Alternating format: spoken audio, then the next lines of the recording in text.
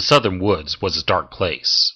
Every town and city that came near its borders had evil tales of things that occurred there. And no town sat closer than the town of Stephen Switch. It was this particular town in the spring of 1977 that one such tale was born. The legend of Crow's Nest Cabin. To understand this legend, we have to go back a ways. Just a few years after the Civil War, a log cabin was found in the Southern Woods. It appeared that the cabin had been abandoned, though no one could tell why. It was well built, with a stone foundation and a sturdy frame. There was no record of anyone ever living in the cabin, or of anyone who even owned the land it was rooted to. The forest was protected wilderness, so no one could move into the thing unless they could show proof of ownership. Needless to say, no one ever showed up. It eventually became just another landmark within the woods. By the 1950s, the cabin had developed a reputation of sorts. It was now known as Cross's Cabin. The local rumor mill had churned up a doozy of a tale. As the story went, the cabin was built by Samuel Bedford Cross, a Confederate soldier that had survived the war. Apparently, when he got home, he found another man's boots by the front door. Cross found the owner of those boots in his bed with his wife. He didn't cotton to that too well, so he shot them both dead. Cross went to trial, and after being found guilty of murder, he was hung in front of the courthouse. Of course, all that was pure hogwash. As I said, no one knew who owned the place, and no person by the name of Samuel Cross ever lived in Stephen Switch either. Though there was a man named Bedford Cross who hoboed through town around the time this silly fiction started. No, as I said, the true fable of the cabin started in 1977. Spring was beautiful that year. Temperatures were cool and precipitation was down. It was perfect Sunday school weather. Every kid in town stayed outside from dawn to sunset. Until that unfortunate Sunday in April. That's when everything changed. That was the day they found the body of 14-year-old Josephus Mosley, hanging by a noose on the porch of that old cabin. He had been found by two local children who happened upon him while playing in the woods that day. Bo and Sissy Overton had been out searching the woods for more mushrooms, or brainy shrooms, as Sissy called them. Bo was a couple of years younger than Josephus, and 3 years older than his younger sister Sissy. When they came upon Josephus, they were both overcome with fear and disgust. The woods had a bad infestation of crows, and they had apparently been pecking at him for a few hours before he was found. It wasn't a pleasant sight. In fact, Sissy was so upset she took straight off into the woods as fast as lightning. She ended up sliding down a rocky incline and busted her lip, cheek, and knee real bad.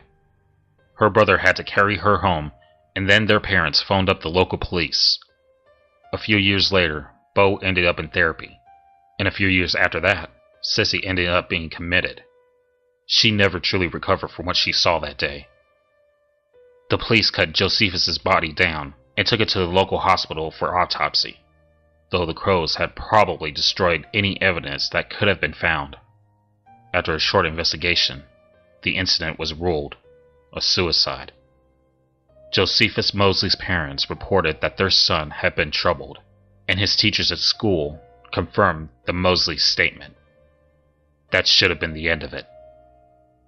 After that day, the crows in the area seemed to nest near the cabin, and in early autumn, 4 hikers were attacked by a swarm of crows when they had gotten too close.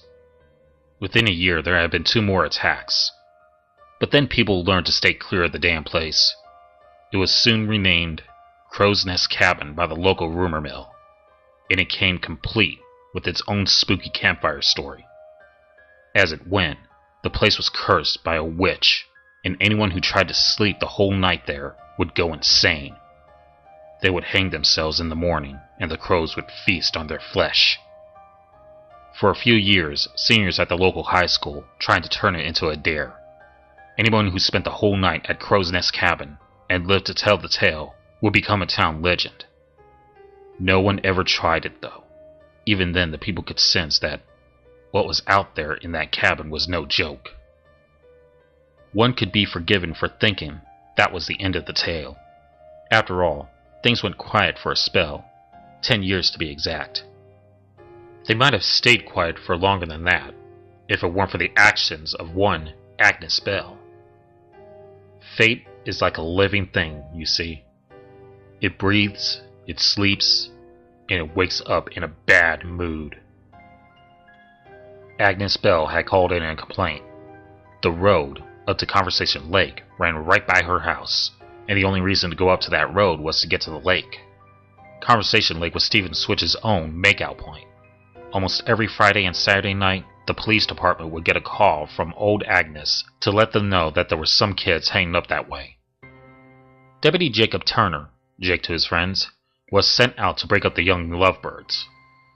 Jacob Turner was 34 years old. He stood at 6 feet and 4 inches tall, and he had a thick-barreled chest. To look at him in his plain clothes, you would have thought he was like a lumberjack by trade. His appearance was very intimidating, but he was one of the kindest men you could meet. He also had a flawless track record on the police force.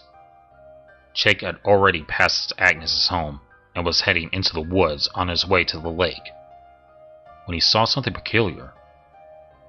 There was a light coming from one of the windows of Crow's Nest Cabin. No one went up there. The crows around here were meaner than hell, and everyone knew it. Jake pulled his car in close to the cabin and saw that, indeed, there was a light on inside the place. It couldn't be the teens, Jake thought to himself as he scanned the place, because their car isn't here. It would have to be an out-of-towner. No locals would go anywhere near this place. Maybe some hiking tourists lost their way and decided to hold up here until morning. Still, he would need to check and make sure everything was okay. Jake stepped out of his cruiser and rushed up to the porch before he stopped and looked around the property with his flashlight. He thought the porch would offer more protection if those winged devils decided to swoop in. He heard a crow cawing in the distance, but otherwise there was silence. Once he felt safe that he didn't have to watch his back anymore, he turned his attention back to the cabin. He looked through one of the front windows and immediately saw the source of the light. There was an old ordnance oil lamp sitting in the corner of a wooden table just inside the main room. He could not see anyone else inside, however, so whoever lit that lamp was still a mystery. An unattended oil lamp in an old wooden cabin definitely counted as a fire hazard though, so Jake knocked on the front door. He listened for a reply or movement, but after a minute of hearing neither, Jake opened the front door. "Hello? Is anyone here?" Jake shouted.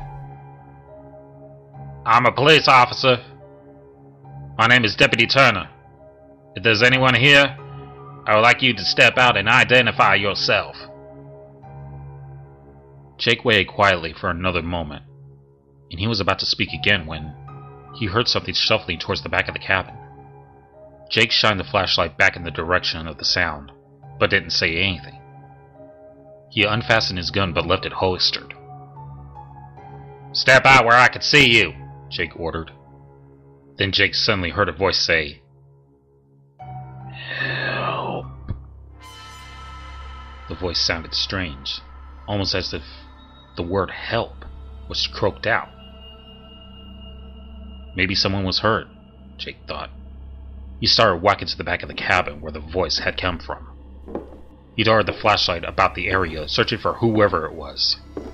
His light fell upon an old wooden cabinet that had one of its two doors cracked open slightly. The cabinet was also located right where Jake would have guessed the voice had come from. "Is there anyone in there?" Jake asked as he slowly approached. But there was silence. He took another few steps closer, until he was in reaching distance of the handle on the cabinet door. The door suddenly creaked, as if something inside had just gently touched it. Jake felt himself getting hot, and realized he was a bit spooked. He let his left hand rest on the handle of his gun and took the safety off. Then he took a deep breath and tried to calm down. It was never good to be spooked whilst brandishing a firearm. That's how officers ended up with bad stories. They still make fun of Haywood for shooting Mr. Nesbitt's rooster. It took 15 minutes to calm Nesbitt down, and then Haywood had to buy the dead rooster out of pocket. Haywood's wife about had a heart attack and found the thing shoved in her freezer. Haywood never was very bright. To this day, whenever Haywood is about to do something, his partner shouts out, "Don't cock it up, Haywood!" Jake took another second and reached out for the handle. His index and middle fingers wrapped around the wooden handle. Jake counted 3 in his head, and then he swung the door open, shining the flashlight inside. At first he didn't see anything, but then his flashlight reached the top shelf to the cabinet, where a crow sat perched. It turned to him and tilted its head before calling out the word, "Help!" in the same croaking tone he heard before. Then it flew at Jake's head. Jake ducked, but the bird still managed to scratch his cheek as it flew across the room and out the cabin door into the night. Jake felt his cheek, and his fingertips came back red with blood. "What the fuck?" Jake said as he stammered back to his feet. "Now I know what Haywood's wife felt when she opened that freezer," Jake said to himself. He wiped his cheek and headed out the front door back onto the cabin porch. His eyes traveled up to the sky as he stepped off the porch. His gaze was directed by a strange sound, and it was met by an even stranger sight. He saw what looked like hundreds of crows circling like a whirlwind in the sky above him. They called and screeched, creating a noise that could only be described as hellish. Suddenly, as a group, they dived towards Jacob Turner. One after another, they smashed against his face. He felt them twitching and clawing their way into his mouth, but as soon as they made it past his lips, they seemed to turn to smoke. Jake felt like he was choking and dying of a heart attack at the same time. When the last one filled his mouth, Jake fell to the ground. For a few moments, the night was completely quiet. Jake was lying on his back utterly still. Then his fingers started to push their way through the leaves on the ground as he pulled himself into a sitting position. He sat like that for several more minutes. He was breathing heavily, and blood was dripping from his scratched lips as he stood up. When his eyes opened, they were bloodshot and they looked infected. He wiped his nose absent-mindedly as black liquid started pouring from it. It stopped a couple of seconds later and Jake smiled. Jake looked around the woods, seeming to take in the scenery, and then headed towards the cruiser. "Time to visit some old friends," said Jake with a half-cocked grin as he got into his car and drove off towards town.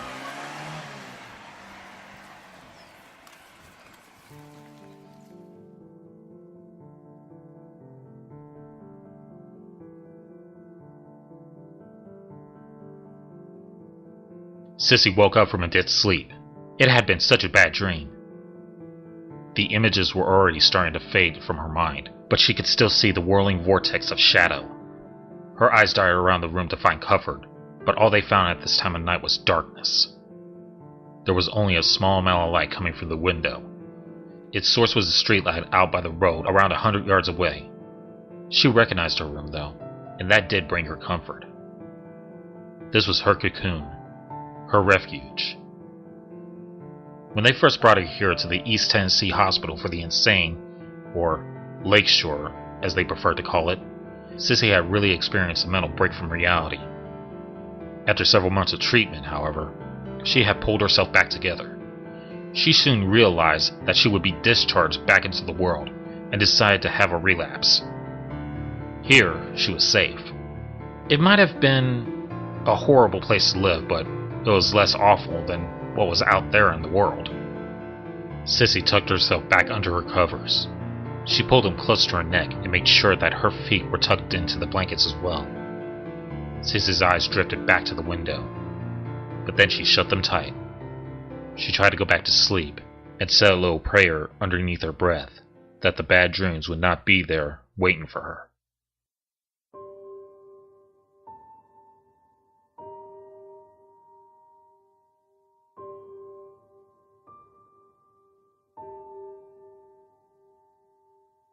Bo Overton sat on his couch. The television was on across from him, but he wasn't watching it. He had been staring at the carpet for the last 10 minutes, thinking of nothing in particular. Between the joint he had finished and the 5 shots of whiskey he had imbibed, his mind wasn't really on the clock at the moment. That's just how Bo prefers his mind to be. When it was alert and sober, his brain would go to bad places. It would consider picking up the knife on the coffee table in front of him and putting the blade down his arm. It would consider the peace it would feel once he had bled out. It would do anything not to know what it knew. He decided long ago that his mind was best kept numb to the world.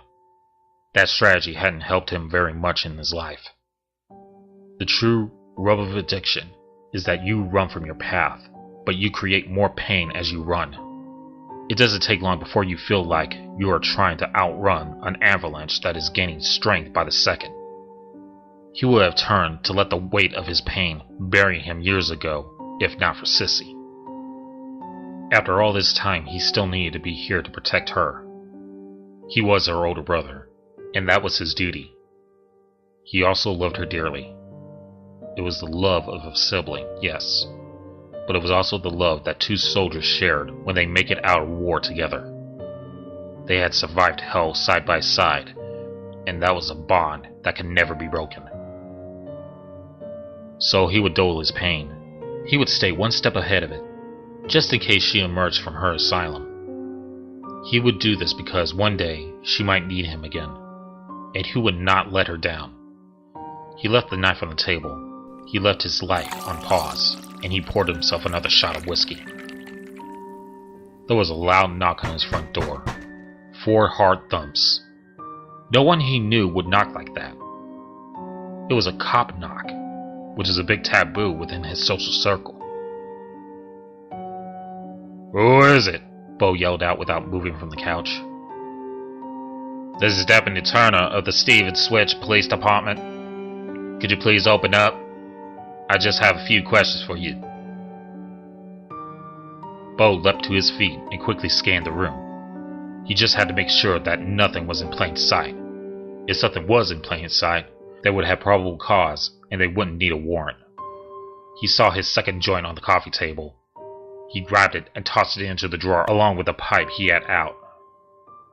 He scanned the room again, and when he was sure that all illegal substances and paraphernalia had been stashed away, he made his way to the door. Bo opened the door and saw Deputy Turner standing just outside it. Jake was a good guy. Bo had run-ins with Jake in the past, and the guy had always been respectful and patient with him. Jake would do his duty though, so Bo had to watch what he said. "Can I help you tonight, Deputy?" Bo asked as he glanced at the cop. Something was wrong with the guy. He looked like he had a bad case of pink eye, and his lips were all scratched up. "Well, I was attacked earlier tonight at Conversation Lake. Don't worry, I know it wasn't you. But if I could come in, I would like to show you some pictures. I think I have seen this guy hang around your group a couple of times, and I would like to see if you can identify him for me. Would it be alright, Mr. Overton?" Jake said with a warm smile on his face. Yeah, sure. Come in," Bo said as he stepped aside to invite the deputy into his living room. Bo scratched his head while Jacob came inside. Bo was trying to wake his fuzzy brain up. Jake walked over to the counter that separated the living room from the kitchenette, and then Bo shut the door and joined him. Jake's warm smile vanished. It was replaced with a menacing half grin that Bo thought looked familiar. Before Bo's brain could even register that he was in trouble, Jake balled up his huge meaty fist and knocked Bo out with one punch.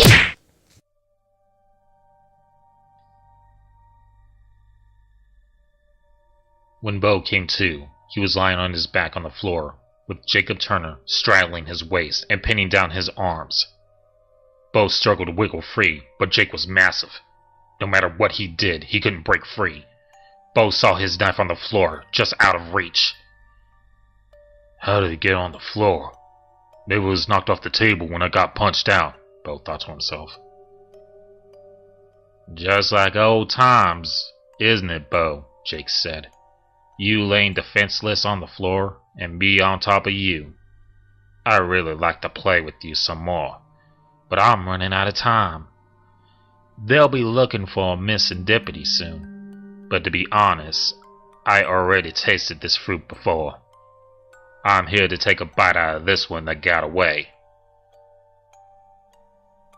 Bo's mind reeled. What was he talking about? Images of what happened when he was 12 came rushing into his head. But that wasn't possible. This was Jacob Turner, sitting on top of him. He didn't know what had happened. Nobody did. They all believed the lie. It couldn't be him. He was dead.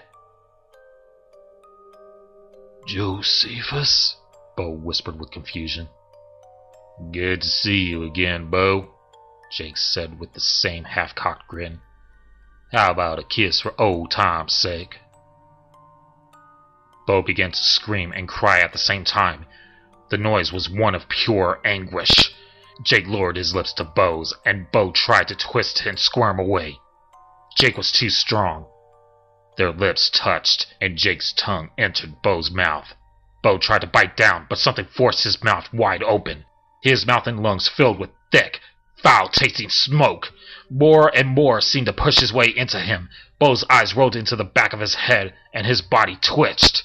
Then, he blacked out again. Bo came to. It seemed to be easier this time. He looked around the room and saw that Deputy Jake was just starting to rouse. Bo grabbed the knife from the floor where he had placed it, and then shoved the blade into the side of Jake's neck. Jake's eyes flew open in pain and confusion as Bo pulled the knife out. Bo stood over the scene as Jake's hands tried to keep the blood from flowing out of his wound. Jake squeezed so tight, he was almost strangling himself. But it was too late. He felt cold and woozy as the puddle of blood on the floor around him continued to get bigger. Jake looked into Bo's eyes and said, Don't let him win, Bo. You had to kill him. I'm sorry, Bo, but you had to kill him again before he... But that was all Jake could say. He grasped for air 2 more times, and then went still. The half-cocked grin appeared on Bo's face as he slid the knife into his pocket. He stepped over the body of Deputy Jacob and headed out the door. Sorry, Jakey, Bo said as he slid into his car. But this is the only face she would completely trust. Then Bo started his car with the keys that were in his jean pocket and pulled out into the highway.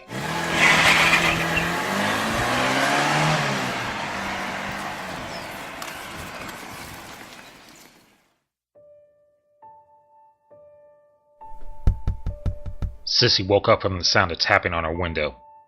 She had only been back asleep for about an hour, and the room was still very dark. Sissy pulled back the covers, and then slid her feet into the slippers that she kept by the bed. Then she walked over to the window to find out what kind of bird was pecking at her window this late at night. When she got there, she didn't see a bird. She saw her brother with a scared look upon his face. She also noticed that he had a black eye. Sissy, Bo said through the window. Sissy, I need your help. I'm in trouble and I need you to help me. I wouldn't ask otherwise. We need to protect each other, right? Sissy looked about the window. She was on the ground floor, but the window was barred. She thought for a moment and remembered an idea she had once years ago. She had no desire to escape, but she had come up with a plan once just to occupy her mind for a while.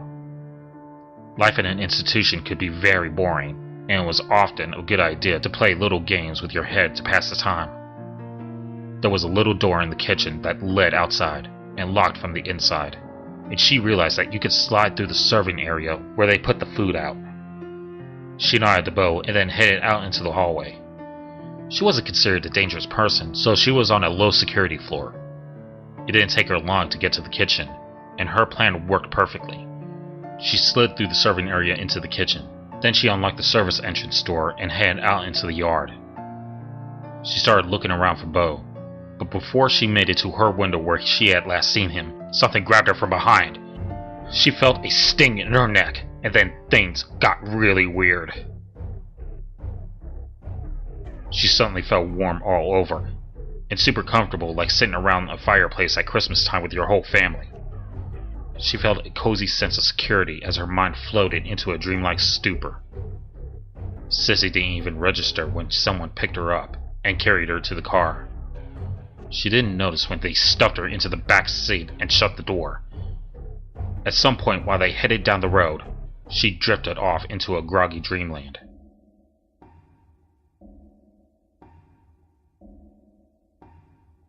Sissy felt cold and wet on her back. As she came to, she realized she was lying on the ground in the forest. Someone had set her on a bed of wet leaves. She felt a little sick and lightheaded, like she was coming down with the flu. She pushed herself up, and once she was standing, she looked around to try to get her bearings. And that's when she saw Bo, standing right next to an originated oil lamp, and he was holding a knife in his right hand. The oil lamp was set on the ground at his feet, and the way the light crept across his face made him look ghoulish and threatening.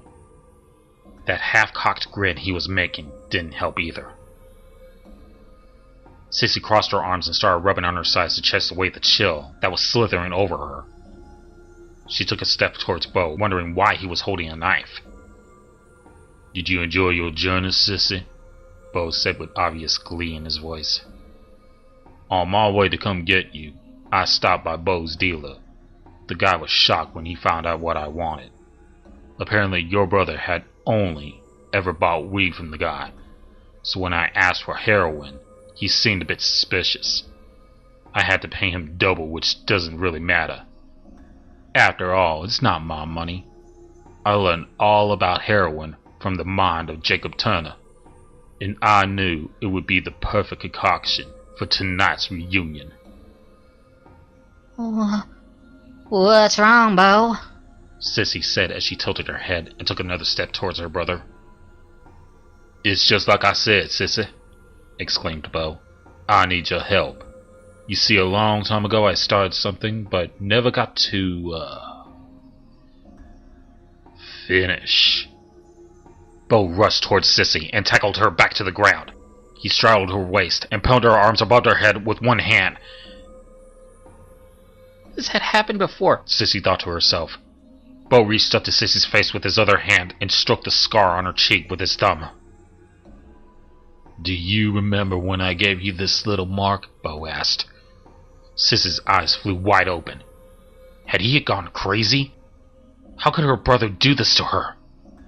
He of all people knew how horrible it was. How could he bring it back up? How could he throw it in her face like that? Tears began to pour from Sissy's eyes as she watched the person she trusted the most in this world betray her. "Let me tell you a story," Bo whispered in her ear. "Once upon a time there was a young man who wanted to have some fun. He was in his hideout in the woods when along came a brother and sister. The young man decided he wanted to play with them, so he invited them into his hideout for some amusement. Once they got inside and discovered what the game was, they tried to leave. That was very rude, so the young man had punished them by slamming the little girl face first into the wall. Then he played with her brother for a while. He really liked playing with the little boy, even though the little boy didn't seem to want to play. The young man was just about to finish when he realized that he wanted to play with the little girl too. He didn't think it was right that her brother had all the fun, so he threw the little boy into the closet. Then he turned his attention to the little girl, But the young man was tricked by the mean little boy. You see, the closet apparently didn't lock like the young man thought it did, and the little boy had found some rope in there. While the poor young man was just starting to play with the little girl, the wicked little boy snuck up behind the young man and strangled him with the rope. "Now pay attention, because this is where it gets interesting," Bo roared. The mean little boy then tied up the body and made it look like the young man had killed himself.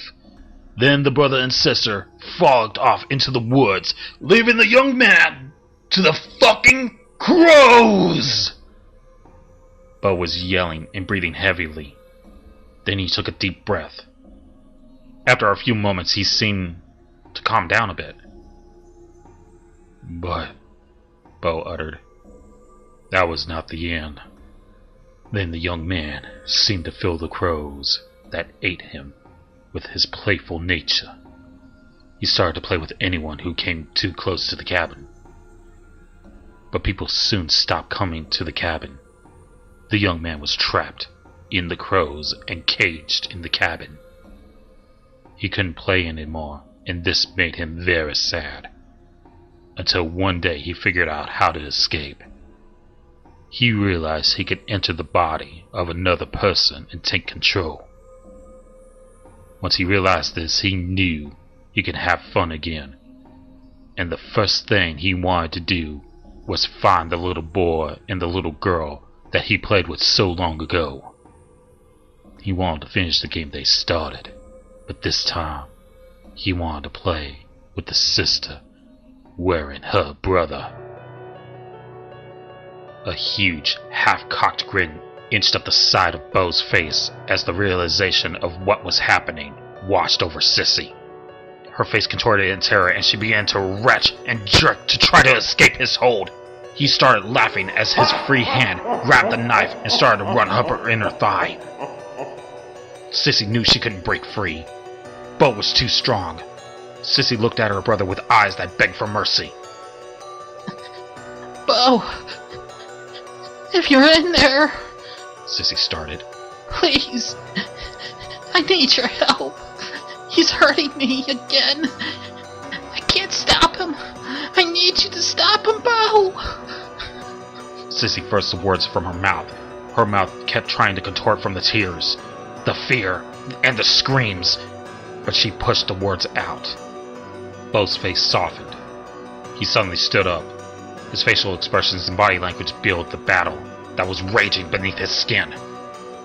Then a moment of clarity spread across his demeanor. A single tear ran down his face, and he smiled at his sister. Don't worry, Sissy.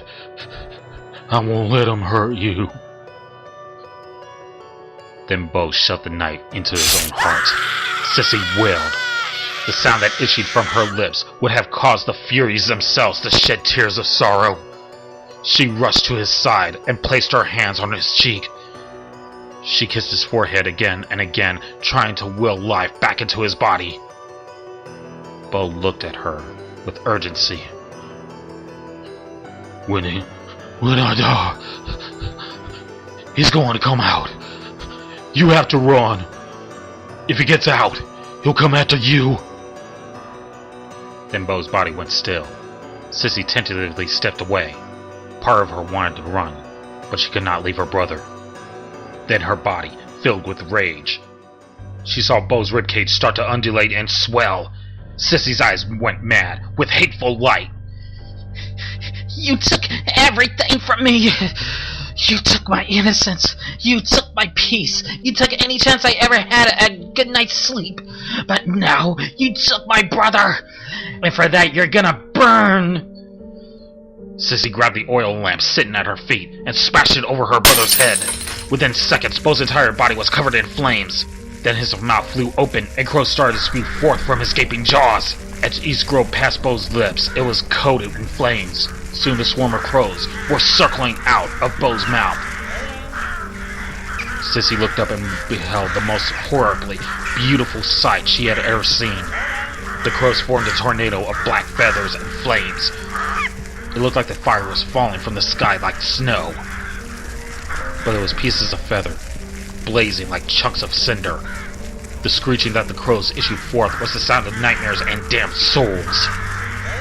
Sissy had never seen anything more ghastly or more glorious. Then in a bursting flare, the crows were gone. The night went silent, and as the last of the oil burned out, the world returned to darkness. The next day, 3 bodies were found. Deputy Jacob Turner was found stabbed to death in the apartment of Bo Overton. He had bloodshot eyes and strange scratches on his lips that the coroner could not explain. The body of Bo Overton was found in front of an old cabin in the southern woods in the center of a circle of ash. His body had been burned, but his cause of death was identified as a stab wound to the heart by the same knife that had killed Jake Turner. Strangest of all, the body of Agnes Bell was found behind the cabin. The apparent cause of death was a heart attack. She had placed the call that had sent Jacob Turner out into the woods that night, and it was her oil lamp that had been smashed over the body of Bo Overton. None of it made any damn sense at all. Sissy Overton, who had eventually escaped from Lakeshore that same night, was never found. Though she was wanted for questioning in the events, there was no physical evidence to tie her to the crimes.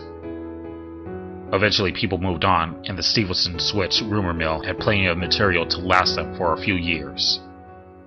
In some stories, Agnes was a witch, and in others, it's Sissy practicing the dark arts. In one, Deputy Turner turned maniac and started killing people. And there was another, where Bo injected himself with some strange toad toxin, trying to get high, and went all Mr. Hyde instead. Pure hogwash. The lot of it.